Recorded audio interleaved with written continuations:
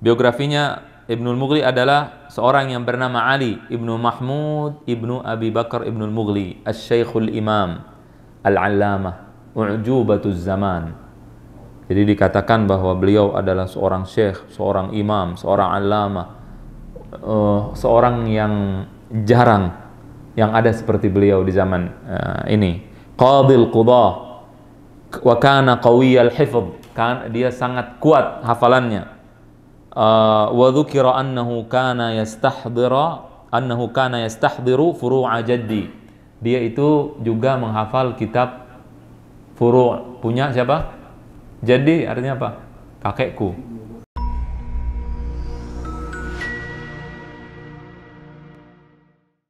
Assalamualaikum warahmatullahi wabarakatuh. Waalaikumsalam warahmatullahi wabarakatuh. Alhamdulillahil malikil haqqil mubin. Ashhadu an la ilaha illallah wahdahu la syarika lah, al-qawiyyul matin. Wa ashhadu anna sayyidana Muhammadan abduhu wa rasuluhu as-sadiqul wa'dil amin. Allahumma salli wa sallim wa barik wa an'im ala sayyidina wa habibina wa syafi'ina Muhammad ibn Abdullah wa ala alihi wa sahbihi wa man tabi'ahum bi ihsanin ila yaumiddin, amma ba'd. Rabbi zidni ilma warzuqni fahma, Rabbi shrah li sadri wa yassir li amri wahlul 'uqdatan min lisani yafqahu qawli. Allahumma arinal haqqa haqqan warzuqna ittiba'ah wa arinal batila batilan warzuqna ijtinabah. Amin ya rabbal alamin.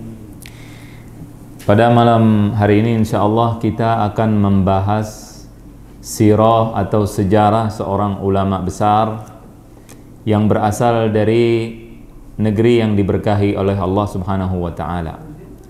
Subhanalladzi asra bi'abdihi lailan minal masjidil haram ilal masjidil aqsa alladzi barakna haulah. Kita akan membahas seorang ulama dari Palestina, seorang ulama besar, seorang ulama yang madhabnya juga kebetulan Hambali. Jadi kita sedang membahas akidah Hambali, juga membahas ulama Hambali, dan juga kita membahas ulama dari Palestina. Semoga Allah Subhanahu wa taala segera memenangkan saudara-saudara kita di jalur Gaza di Palestina dan menghancurkan Yahudi dan sekutunya Amerika dan sekutunya dengan sehancur-hancurnya. Amin ya rabbal alamin. Al-Imam yang akan kita ceritakan sejarahnya adalah Al-Imam Muhammad ibnu Muflih. Al-Imam Muhammad ibnu Muflih Al-Hambali. Jadi beliau adalah orang yang bermadhab Hambali, seorang ulama bermadhab Hambali. Beliau adalah Al-Alim Al-Allamah Syekhul Islam. Jadi ini gelarnya, seorang alim, alamah, dan disebutkan juga Syekhul Islam, Al-Faqih, seorang ahli fikih, Al-Muhaddith, seorang ahli hadis, Ad-Dhabit, Al-Mutafannin, seorang yang sangat kuat ilmunya, tidak gampang lupa. Kemudian Al-Mutafannin yang ilmunya banyak, Syamsuddin Abu Abdullah Muhammad ibnu Muflih ibnu Mufarrij Ar-Ramini As-Salihi Al-Maqdisi Al-Hambali. Al-Maqdisi dari Baitul Maqdis. Kemarin Al-Imam Ibnu Qudamah dari Baitul Maqdis. Ini juga termasuk ulama Maqadisah, para ulama yang berasal dari Baitul Maqdis. Agar kita selalu mengingat Baitul Maqdis, bahwa Baitul Maqdis adalah milik kita, walaupun dijajah oleh Yahudi la'natullah alaihim.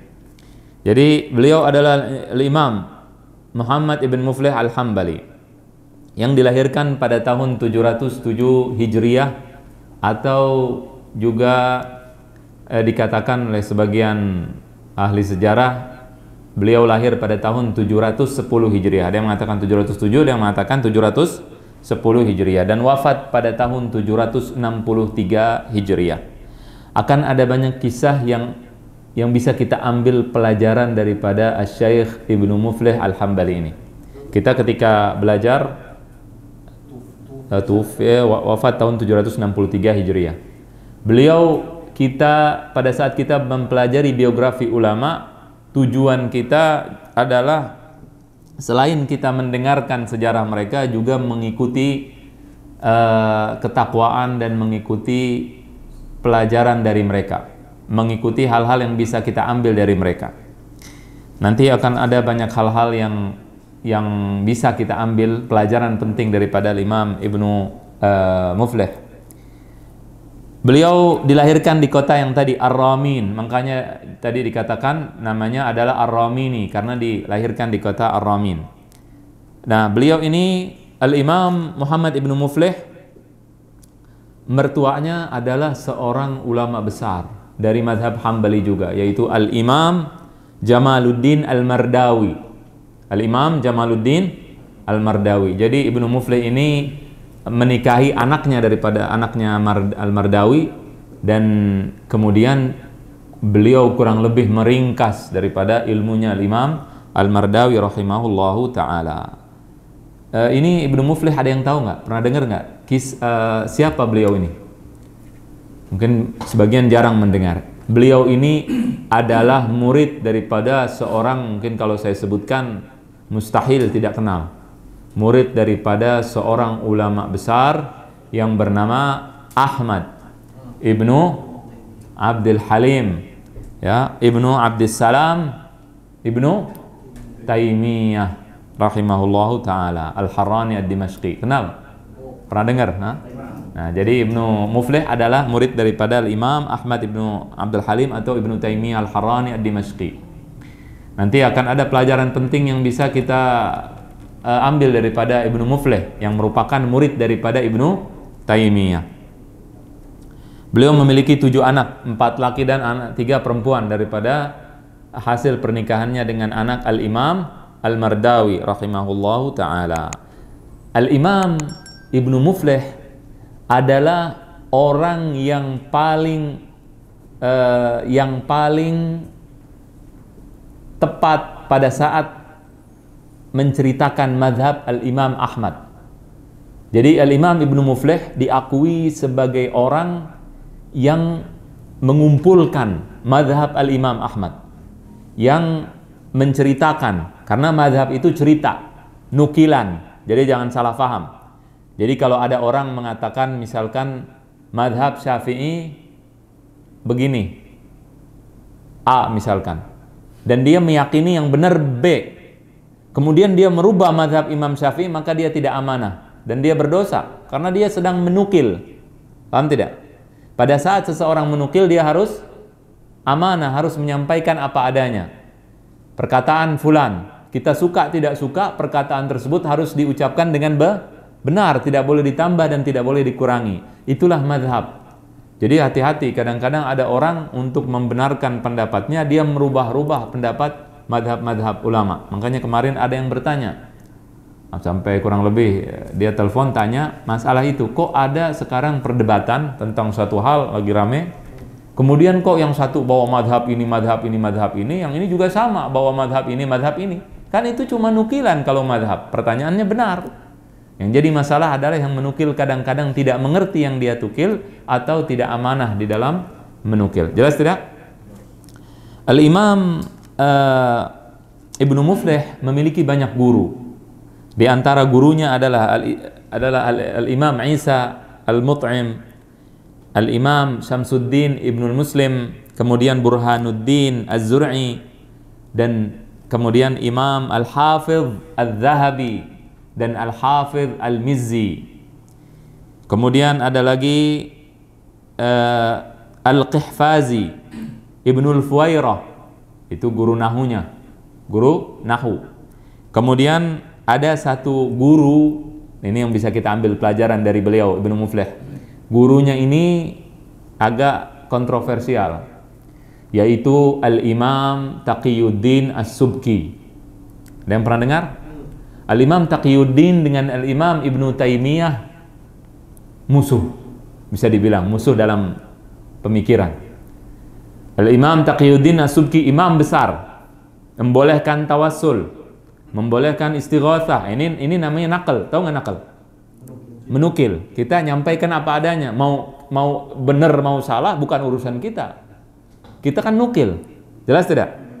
Al-Imam Taqiyuddin As-Subki memang pada kenyataannya beliau membolehkan tawassul, membolehkan istighatsah, dan berbeda dengan Al-Imam Ibnu Taimiyah rahimahullahu taala. Ini saling menyerang, saling membantah secara ilmiah tentunya. Yang ini kemana? Ke barat, yang ini ke timur.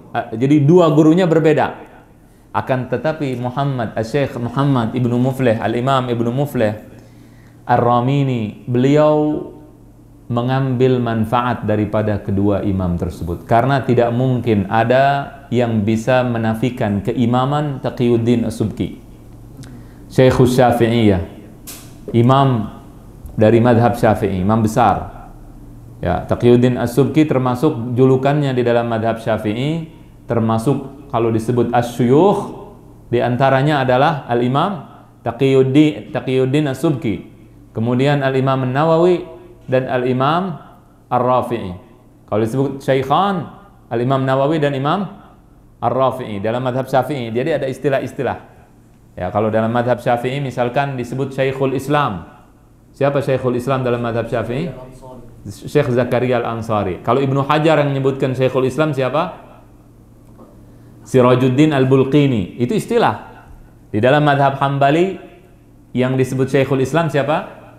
Ibnu Taimiyah misalkan. Jadi istilah di antara kalau disebut syuyukh, maka di antaranya adalah Taqiyuddin As-Subki, memiliki kedudukan yang sangat tinggi di dalam madhab Syafi'i. Tapi dia berbeda pandangan dan pendapat di dalam masalah akidah dengan siapa? Syekhul Islam Ibnu Taimiyah rahimahullahu taala, termasuk juga masalah takwil dan sebagainya.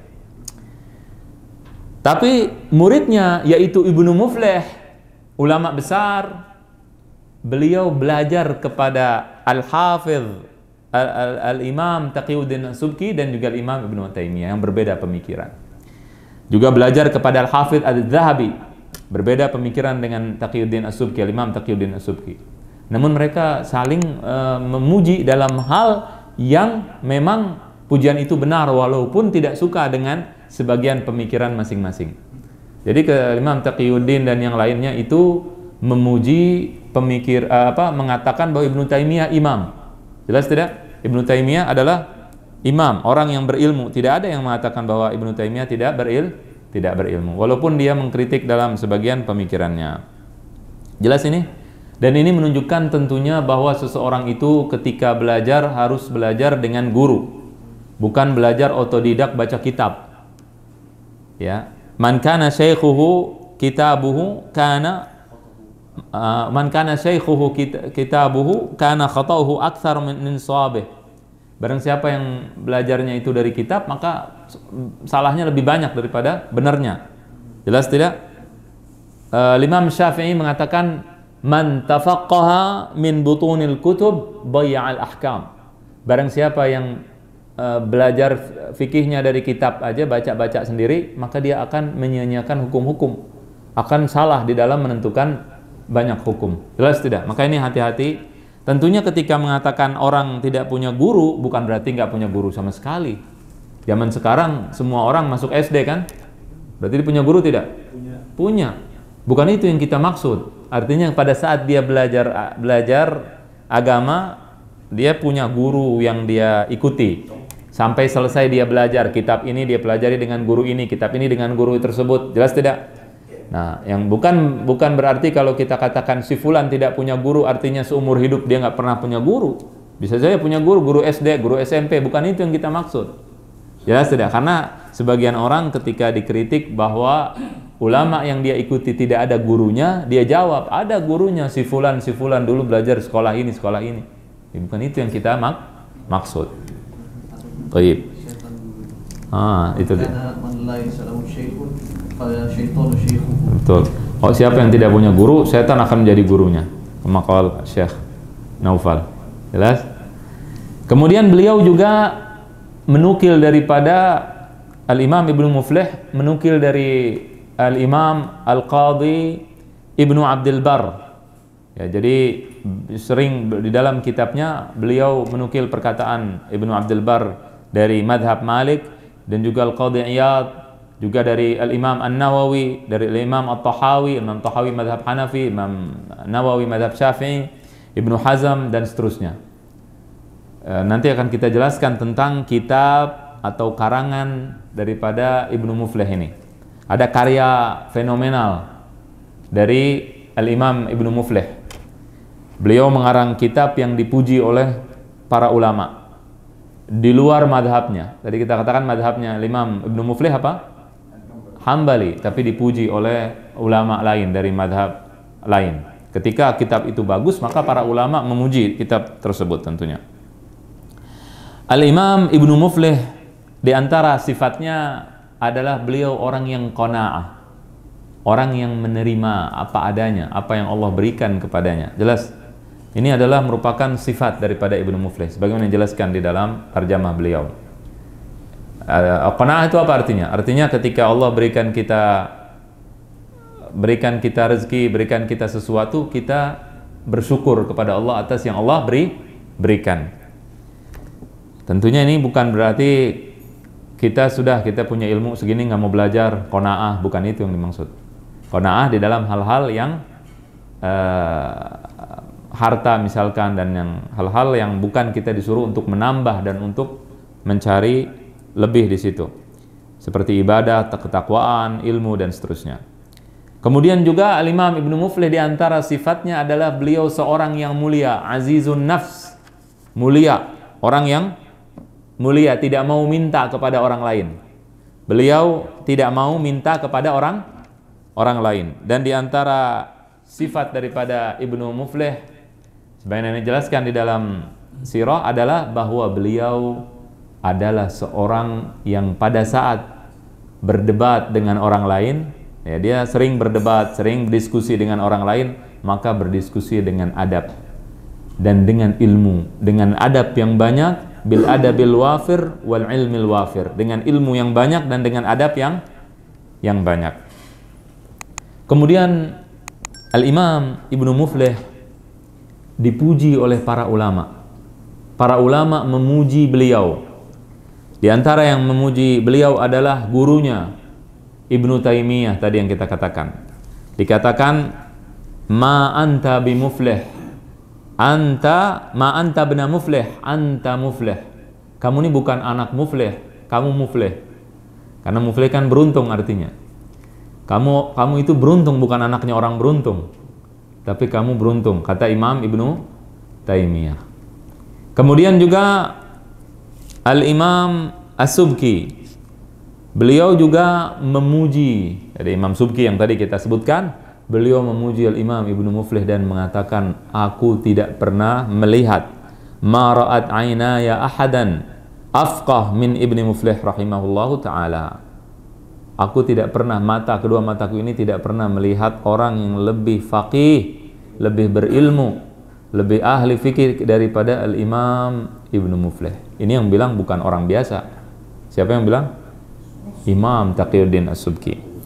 Kemudian juga Al-Imam Ibnul Qayyim, murid daripada Al-Imam Ibnu Taimiyah juga, kawannya Ibnu Muflih. Beliau mengatakan bahwasannya tidak ada di dunia ini yang lebih mengetahui madhab Imam Ahmad lebih daripada Ibnu Muflih. Kata siapa? Ibnul Qayyim. Dan juga beliau selalu bertanya. Jadi Ibnul Qayyim mungkin semua tahu ya, bertanya kepada Ibnu Muflih tentang pilihan atau tentang pendapat-pendapat Ibnu Taimiyah. Jadi nanyanya kepada Ibnu Muflih, tempat bertanyanya Al-Imam Ibnul Qayyim. Kemudian Al-Imam Az-Zahabi mengatakan, Ibnu Muflih syabun alimun lahu amalun wa nadharun fi rijalis sunan. Beliau juga Al-Imam Az-Zahabi memuji Al-Imam Ibnu Muflih dan mengatakan bahwa beliau ini ngerti tentang rijal hadis. Artinya beliau juga faham tentang masalah hadis.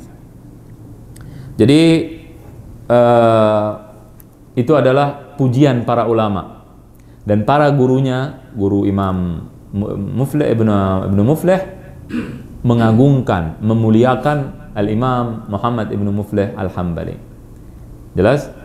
Ya, kenapa? Karena kemuliaannya dan juga sifat-sifatnya. Dan cara akhlaknya yang disebutkan juga, beliau adalah seorang yang beragama, yang wara', yang zuhud, yang alim. Tadi keilmuannya sudah kita sebutkan tadi. Beliau Al-Imam Ibnu Muflih tadi kita katakan adalah murid daripada Ibnu Taimiyah. Namun muridnya Ibnu Taimiyah ini ada beberapa jenis ya, ada banyak. Ibnu Muflih adalah seorang murid yang bisa menakar, menilai. Karena dia banyak gurunya, maka dia bisa menilai mana perkataan Ibnu Taimiyah yang merupakan pendapat pribadinya. Nah, itu ketika Ibnu Muflih menjelaskan tentang mazhab Imam Ahmad, perkataan Ibnu Taimiyah yang kontroversial atau perkataan Ibnu Taimiyah yang tidak sesuai dengan mazhab Imam Ahmad, maka beliau menjelaskan hal tersebut. Jelas tidak? Nah, itulah adalah ciri-ciri Ibnu Muflih. Makanya Imam Ibnu Muflih tidak sama dengan Imam Ibnu Taimiyah. Karena Ibnu Taimiyah adalah seorang ulama yang agak kontroversi, punya kontroversi dalam pendapat-pendapatnya. Ibnu Muflih tidak seperti itu. Tapi beliau menjelaskan dengan amanah, sebagaimana yang kita katakan bahwa madhab itu nukilan. Kalau kita mau menceritakan pendapat orang, maka kita tidak bisa berijtihad atau kita berusaha untuk menceritakan pendapat tersebut sesuai pemikiran kita. Nggak bisa, karena madhab itu adalah menceritakan.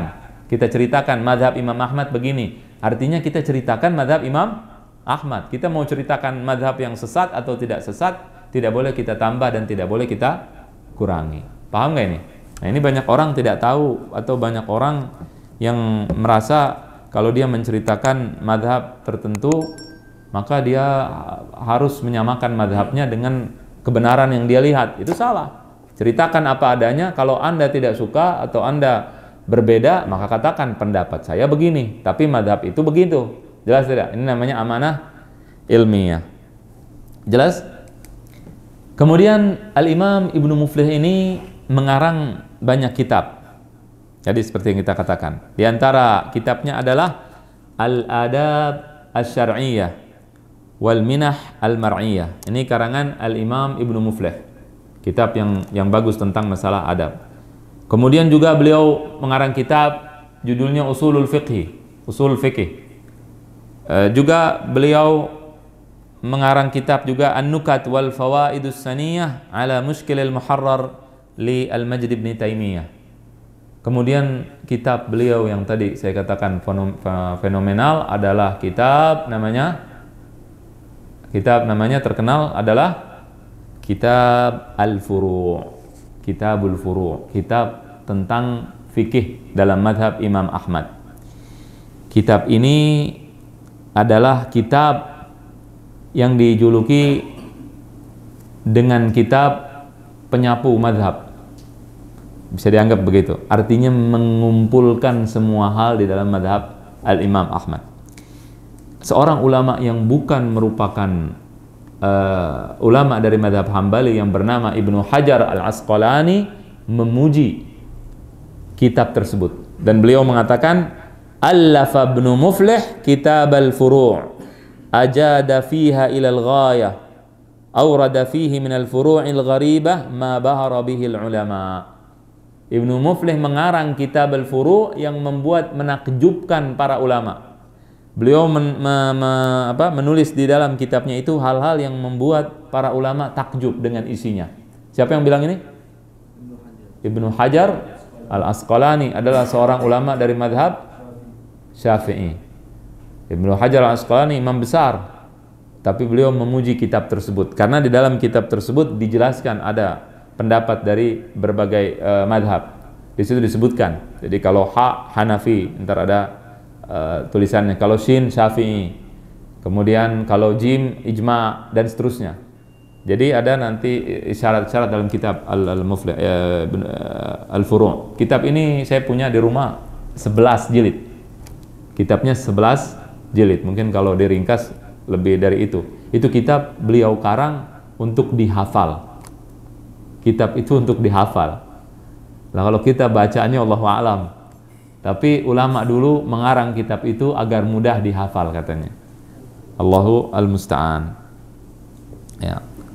Kemudian Al-Imam Taqiyuddin As-Subki tadi seperti kita katakan juga beliau mengagungkan, membesarkan Al-Imam Ibnu Muflih, menghormati beliau. Ya, jadi walaupun beda nih, walaupun berbeda tapi saling menghormati, saling memuliakan. Jelas? Nah, jadi ini menunjukkan bahwa kalau kita berguru itu mencari ilmu. Orang yang kira-kira memberikan manfaat kepada kita, kita datangi dan kita belajar kepadanya. Tidak seperti zaman sekarang. Sekarang kadang-kadang mau belajar ke si fulan, awas jangan belajar ke si fulan karena dia begini, begitu, begini, macam-macam. Padahal ini belajarnya kepada orang yang membolehkan tawassul, membolehkan istighatsah, tadi yang kita katakan. Beda lagi sama gurunya yang satu kan. Nah, tapi beliau ketika berilmu, punya ilmu yang luar biasa, imam juga. Di situ beliau bisa berijtihad dan mengikuti yang beliau anggap benar. Jelas tidak? Nah, oleh karena itu ini menunjukkan bahwa orang-orang yang eksklusif, menutup diri, belajar sama si fulan saja, itu nggak benar. Dan juga pada saat kita memuji seseorang, kita memuji sesuai dengan kapasitas dia. Kalau dia seorang ulama, maka kita katakan dia orang ulama. Dulu ada satu orang ketika mendengar pendapat yang berbeda, dia tanya, pendapat kamu tentang si fulan bagaimana?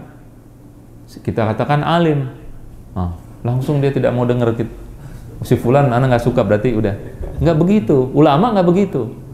Dan itu ngaco, pendapat ini hal yang salah, ya. Dan mereka sendiri nanti akan kebingungan. Karena dia sendiri belajarnya, guru-gurunya belajar kepada orang-orang yang beda manhajnya, yang beda pemikirannya. Jelas tidak? Jadi kalau ditelusuri nanti, kalau sanadnya ada, itu nanti pasti beda. Nggak mungkin sama semua. Jelas? Nah, jadi itu menunjukkan kesalahan orang-orang yang punya cara berpikir yang salah. Ya, dengan cara belajar harus kepada orang yang satu pemikiran dengan dia doang, itu tidak sesuai dengan realitas. Kalau kita lihat Ibnu Qudamah punya kitab Rawdatun Nazir, itu kitab nanti kalau dirunut sampainya kepada Imam Ghazali, kitab Al-Mustasfa. Nah, nanti orang yang tidak suka dengan Imam Ghazali, sukanya Ibnu Qudamah doang, kan artinya dia menjelekkan yang asal kitab, pokok kitab. Akhirnya bingung sendiri. Jelas tidak? Taib. Al-Imam Ibnu Muflih tadi kita katakan di antara gurunya adalah Imam Al-Mardawi. Al-Imam Al-Mardawi ini sangat mencintai Ibnu Muflih. Ibnu Muflih siapanya? Al-Imam Mardawi. Murid dan? Nah, Ibnu Muflih adalah menantu daripada Imam Al-Mardawi. Beliau menulis sebuah tulisan tentang Ibnu Muflih, tazkiyah, ya. Beliau mengatakan, qara'a alayya asy-syaikhul imam al-alimu al-hafidhu al-allamah, telah membaca kepadaku Syekh al-imam al-alim al-hafidh al-allamah, majmu'ul fadail dzul ilmi al-wafir wal fadli al-zahir Syamsuddin Muhammad ibnu Syekh as-salih al-abidi Muflih ibni Muhammad jami'a hadzal kitab wa huwa kitabul muqni' fil fiqh ala madhhab al-imam al-mubajjal Abi Abdullah Ahmad ibni Muhammad ibni Hanbal min awalihi ila akhirih. Beliau mengatakan bahwasannya Ibnu Muflih telah membaca kitab Al-Muqni' dalam madhab al-Imam Ahmad kepada Imam Mardawi. Jadi Ibnu Muflih baca kitab itu dari awal sampai akhir. Wa kana qad qara'a alayya hadzal kitab min hifdhihi ghaira marrah. Jadi Ibnu Muflih itu baca lewat hafalannya. Kitab lumayan kayak Quran dah kalau lihat kitabnya Al-Muqni. Baca dari hafalannya. Jadi nggak ngelihat. Bukan sekali, tapi lebih berkali-kali. wa sa'alani an mawadhi'a fa ajabtuhu an dhalika bima yassara Allah ta'ala fi dhalika al-waqt wa sa'alani an mawadhi'a minhu fa ajabtuhu an dhalika bima yassarahu Allah ta'ala fi dhalika al-waqt. Jadi beliau bertanya, Ibnu Muflih bertanya kepada Al-Imam Ibnu Al-Mardawi tentang berbagai hal dalam kitab Al-Muqni'. Kemudian aku jawab sesuai dengan yang Allah mudahkan pada saat itu. Kemudian beliau mengatakan, ma'a annahu qara'a alayya kutuban adidah fi ulumin syatta hifdhan wa mudhakaratan wa lam a'lam anna ahadan fi zamanina fil madhahib lahu mahfudhatun akthar minhu famin mahfudhatihi al-muntaqa fi ahadithil ahkam qara'ahu wa 'aradahu alayya fi qarib 4 ashhur intaha. Jadi Al-Imam Al-Mardawi sedang menceritakan keilmuan daripada Ibnu Muflih. Beliau mengatakan Ibnu Muflih baca kitab yang tadi kitab kitab Al-Muqni' dan juga membaca kitab-kitab lain dari berbagai disiplin ilmu, kemudian membacanya lewat hafalannya, ya. Dan kemudian Al-Imam Ibnu Al-Mardawi memuji Ibnu Muflih dan mengatakan bahwasannya aku tidak tahu bahwa ada orang di zaman Al-Mardawi yang hafalannya lebih banyak daripada Al-Imam Ibnu Muflih. Dan ini merupakan pujian dari seorang guru kepada muridnya. Jelas tidak? Ini dalam kitab As-Suhubu Al-Wabilah ala Dharaihi Al-Hanabilah. Kemudian kisah terakhir, ini kisah yang insyaallah penutup, kisah yang banyak insyaallah manfaat dari Al-Imam Ibnu Muflih dengan seorang yang bernama Al-Imam Ibnu Al-Mughli Al-Hambali. Jadi ada dua orang imam. Al-Imam Ibnu Muflih terkenal dengan kitab Al-Furu' yang tadi kita sebutkan. Kitab tersebut, kitab Al-Furu' adalah merupakan, kata para ulama madhab Hambali, merupakan pondasi dari madhab Hambali. Kitab pondasinya, kitab pentingnya, kitab pokoknya. Jelas tidak? Al-Imam Ibnu Al-Mughli Al-Hambali merupakan seorang yang banyak hafalannya. Beliau hafal dalam masalah fikih, hafal di dalam masalah nahwu, hafal. Bahkan sampai pada saat orang belajar kedokteran, dia belajar kedokteran dan hafalkan kitab kedokteran namanya Kitab Al-Qanun. Ibnu Al-Mughli seorang ulama besar. Ini hafalannya sangat kuat, banyak. Bukan hanya matan itu ringkasan, ya, ilmu. Ini syarah-syarahnya dia juga banyak menghafal. Syarah, tahu syarah nggak? Penjelasan daripada matan. Biasanya syarah itu tebal-tebal. Dia hafal juga. Imam besar. Beliau pada suatu saat berada di dalam satu majelis. Di situ tentunya Ibnu Muflih telah meninggal dunia, telah wafat, ada anaknya. Kemudian ketika Ibnu Al-Mughli berbicara, beliau mengatakan satu perkataan, dia mengatakan ini ada dalam kitab Ibnu Rajab Al-Hambali, seorang ulama Hambali. Ini ada di kitab itu. Anaknya Ibnu Muflih bilang, nggak ada. Jelas tidak? Akhirnya Al-Imam Ibnu Mughli marah karena ditentang oleh anaknya Ibnu Muflih. Dibilang nggak ada, ngamuk dia, marah. Maka kemudian diambil kitabnya, dikasih tahu, nih ada di sini nih. Kitabnya, perkataannya ada di sini. Jelas tidak masalahnya? Sampai sini tidak ada masalah. Kemudian Al-Imam Ibnu Mughli mengatakan, kamu kadzib, kamu pendusta. Ya, kadzib itu bisa diartikan kamu salah. Bisa juga begitu. Bukan di situ lagi. Kena ke Ibnu Muflih yang sudah wafat. Ibnu Muflih juga salah, banyak salahnya dalam kitab Muqni'. Dia hafal kitabnya. Jadi disalahin, kemudian dikatakan salah 300 hal salah dalam kitabnya. Banyak amat 300. Jadi dijelekkan lah kurang lebih. Kemudian setelah beberapa lama atau seberapa tahun setelah wafatnya Al-Imam Ibnu Muflih, ada cucunya yang bernama Al-Imam Burhanuddin Ibnu Muflih. Al-Imam Burhanuddin Ibnu Muflih merupakan cucu daripada Ibnu Muflih dan beliau seorang ulama besar. Ya, kurang lebih setelah 120 tahun dari kejadian tersebut, beliau menceritakan tentang Ibnul Mughli ini. Yang siapa Ibnu Mughli? Yang mencela kakeknya. Jelas tidak? Bayangkan kita punya kakek dicela oleh orang. Kira-kira gimana kita? Apa yang akan kita lakukan? Pada saat kita mau menulis biografinya, apa yang kita lakukan? Terpuji apa enggak? Hah? Dipuji nggak kalau kakek antum nih dicela oleh orang, dicaci maki, kemudian kita mau nulis biografi orang yang caci maki kakek kita, apa yang kita lakukan? Ya kita cela kan sebagian ya. Tapi cucu daripada Ibnu Muflih mengatakan ketika beliau menjelaskan atau menulis biografi, karena sama-sama ulama dari madhab Hambali semuanya, maka dia akan menulis, mau nggak mau akan saling berhubungan karena sama-sama satu madhab. Maka pada saat menjelaskan tentang Ibnul Mughli, beliau mengatakan biografinya Ibnul Mughli adalah seorang yang bernama Ali Ibnu Mahmud Ibnu Abi Bakar Ibnul Mughli Asy-Syaikhul Imam Al-Allamah U'jubatuz Zaman. Jadi dikatakan bahwa beliau adalah seorang syekh, seorang imam, seorang allamah, seorang yang jarang yang ada seperti beliau di zaman ini. Qadil Qudah wa kana qawiyal hifdh, kan dia sangat kuat hafalannya. Wa dzukira annahu kana yastahdhiru furu'a jaddi. Dia itu juga menghafal kitab furu', punya siapa? Jaddi artinya apa? Kakekku. Dia lagi jelasin. Kemudian wa hafidha at-tanbih li Syirazi. Jadi menghafal kitab At-Tanbih dalam madhab Syafi'i.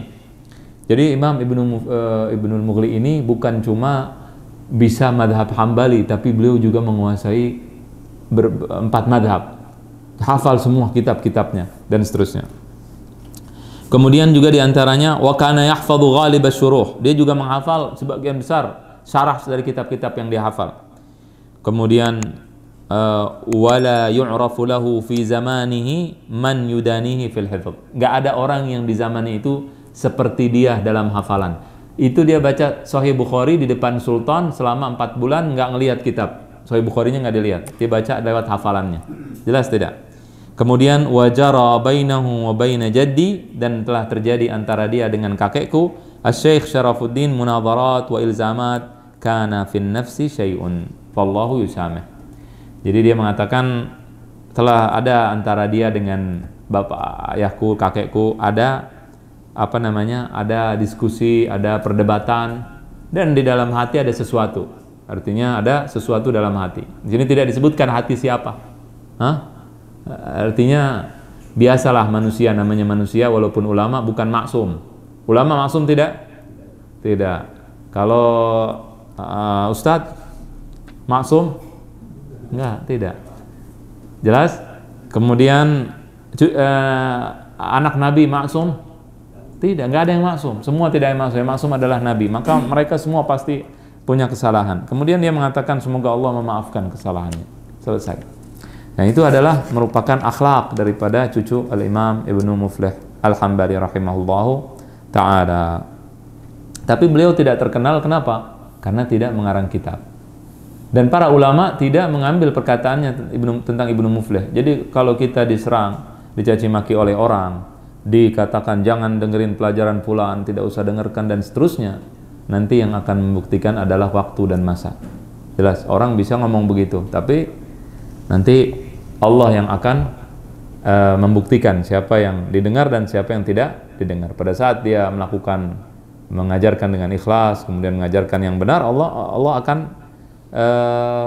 sebarkan ilmunya, walaupun dianya tidak mau disebar ilmunya. Imam Ahmad tuh nggak mau disebar ilmunya. Jangan tulis dari Imam Ahmad, jangan tulis perkataan saya, tulis hadis Nabi saja. Tapi Allah ingin ilmunya tersebar, maka ilmunya tersebar.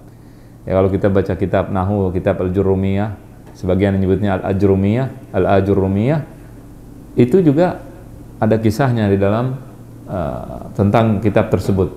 Ya. Jadi pengarangnya adalah orang yang tidak mau tersebar ilmunya kalau tidak karena keikhlasan kepada Allah. Dan juga banyak para ulama, ada sebagian ulama yang mengatakan kalau aku meninggal nanti lihat tanganku, kalau begini sebarin kitab-kitabku, kalau begini nggak usah, kalau aku tidak begini jangan sebarkan.